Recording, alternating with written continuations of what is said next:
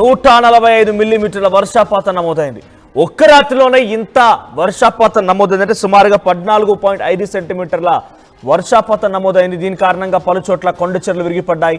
వేలాది మందిని సురక్షిత ప్రాంతాలకు తరలించేటువంటి ప్రయత్నం అక్కడ ప్రభుత్వాలు చేస్తూ ఉన్నాయి. సో చైనాలోని హెబీ ప్రావిన్స్ హెవీ రెయిన్ఫాల్ కారణంగా అక్కడ పెద్ద ఎత్తున ఫ్లడ్స్ వచ్చాయి, వరదలు వచ్చాయి. ఆ వరదలకు సంబంధించిన విజువల్స్ మీరు యాక్టివిటీస్ చూస్తూ ఉన్నారు.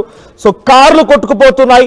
అదొక స్ట్రీట్ లో ఆ కార్లు బయట పార్క్ చేసి ఉంటే ఏకంగా ఆ కార్లని పూర్తిగా కొట్టుకుపోతున్న ఆ విజువల్స్ ని యాక్టివిస్ట్ చూస్తున్నారు.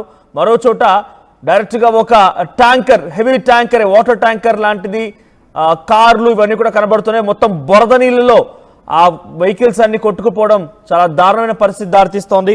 సో హుబేయి, హెనాన్ అండ్ సిచువాన్ ఈ ప్రావిన్సెస్ లో భారీ వర్షపాతం నమోదైంది. సుమారుగా ఈ ప్రాంతంలో ఇప్పుడు డెడ్లీ ఫ్లడ్స్ వస్తున్నట్టుగా అక్కడి వాతావరణ శాఖ అధికారులు లేకపోతే అక్కడి వార్తా కథనాల్లో పెద్ద ఎత్తున వార్తలు ప్రచారం జరుగుతూ ఉన్నాయి. సో స్కూళ్ళని క్లోజ్ చేశారు, పవర్ అవుటేజెస్ ని క్లోజ్ చేశారు. సో డైరెక్ట్ గా 350 mm అంటే సుమారుగా 35 centimeters of rainfall in just 12 hours.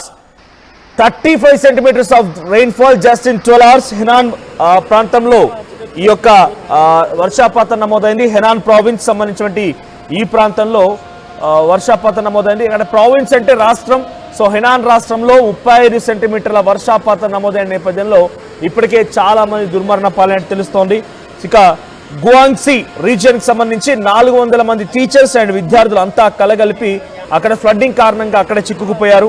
ఇక Beijing the capital activated city wide flood emergency response.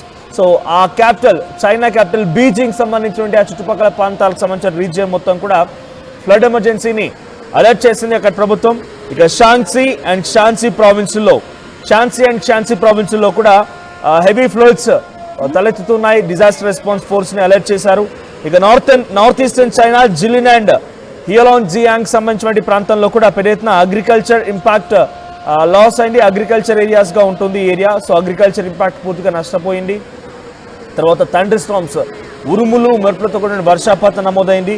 అక్కడ టోర్నడోస్ కూడా ఏర్పడినట్టు తెలుస్తోంది. సో 2024లో కూడా చైనాలో ఇదే రకమైనటువంటి వరదలు చూశారు. సో గువాన్డాంగ్, అహూని, హువాన్, జియాంగ్సు, తర్వాత గుయిన్సో, జియాంగ్సీ ఈ ప్రాంతాల్లో చాలా భారీ వరదలు ఉప్పొంగా 2024లో. ఇప్పుడు మరోసారి ఇప్పుడు ఇదే ప్రాంతానికి వరదలు పోటెత్తడం చూస్తూ ఉన్నాం. సో 2024లో అక్కడ వరదలు పోటెత్తినప్పుడు సుమారుగా కొన్ని వందలాది మంది ఒక్కో ప్రావిన్స్ నుంచి సగటున 100 మంది వరకు మరణించినట్టుగా అక్కడి డిజాస్టర్ రెస్పాన్స్ ఫోర్స్ చెప్తోంది. At the same time present 2023లో కూడా ఫ్లడ్స్ వచ్చాయి వరుసగా. అంటే జనరల్గా అటు సమ్మర్ సీజన్ కంప్లీట్ అయిపోయి మాన్సూన్ సీజన్ స్టార్ట్ అవ్వగానే పెద్ద ఎత్తున అక్కడ వర్షాలు నమోదవుతూ ఉంటాయి. వర్షాల కారణంగా కొండ చెర్లు విరిగిపడడం కానివ్వండి, ఇటువంటి వరదలు చాలా కామన్ గా మనం చూస్తూ ఉంటాం. సో ప్రస్తుతానికి ఇటువంటి వరదలు నమోదయ్యాయి అక్కడ. ఆ వరదల కారణంగా చాలా పెద్ద ఎత్తున చైనా అల్లాడిపోతోంది. So Chaobai river has experienced a heavy torrential rainfall. So Chaobai river పైన చాలా భారీ వర్షపాతం నమోదవడంతో ఆ రివర్ ఉప్పొంగుతోంది.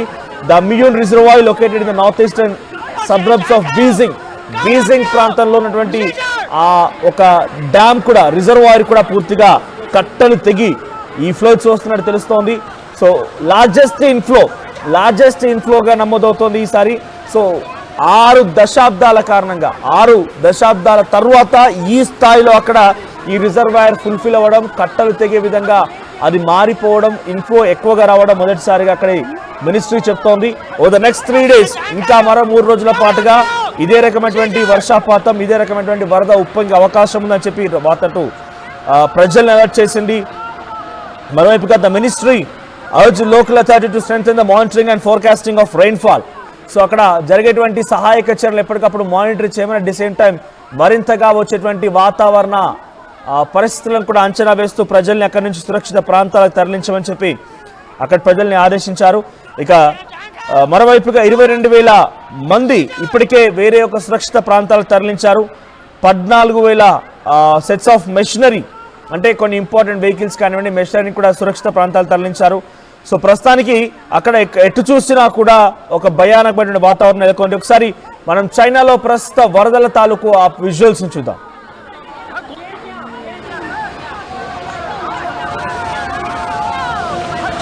险，赶紧看，高有球，气劲儿。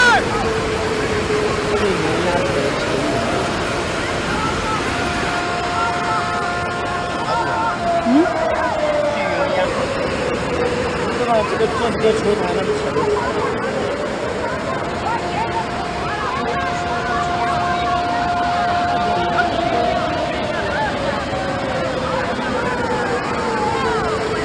高险，赶紧看，高有球，气劲儿。